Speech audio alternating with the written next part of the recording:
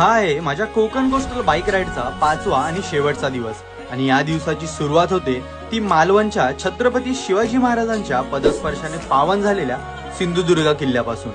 किल्ल्याचे लांबूनच दर्शन घेऊन इथून पुढे आम्ही सर्वजण तयार होऊन जातो ते या रामेश्वर मंदिराकडे। मंदिरात थोडेसे भजन करून पुढे आम्ही निघतो ते या मानसीश्वराचे आणि उभादांडा गणपतीचे दर्शन घ्यायला। इथून थोडाच पुढे वेतोबा मंदिर आहे। श्रीदेव वेतोबा मंदिरापासून प्रवास करत आम्ही पोहोचतो ते या रेडीच्या गणपती मंदिराचे दर्शन घ्यायला।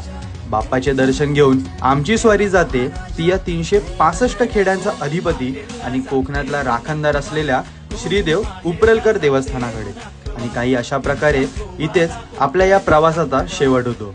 तर मित्रांनो, तुम्हाला सुद्धा माझ्यासोबत बाईक राईड करायची असेल तर आत्ताच आपल्या पेजला फॉलो करा आणि या राईडची संपूर्ण व्हिडिओ पाहण्यासाठी आपल्या यूट्यूब चॅनलला आत्ताच फॉलो करा।